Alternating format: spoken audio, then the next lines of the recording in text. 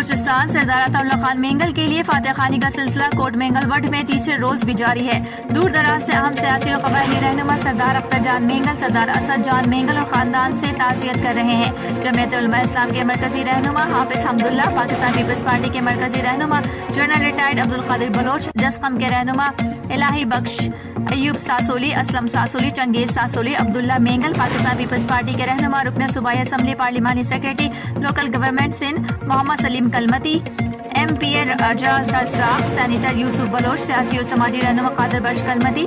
نعمان سرور بلوچ، داد کریم کلمتی بلوچ، ماما عبدالغنی کلمتی، نوید کلمتی، M P اے حمل کلمتی اور ایم پی اے احمد نواز اور دیگر سیاسی سماجی قبائلی عمائدین نے قائد بلوچ سردار عطاء خان مینگل کی رحلت پر تعزیت اور فاتح خانی اور خصوصی دعا کی۔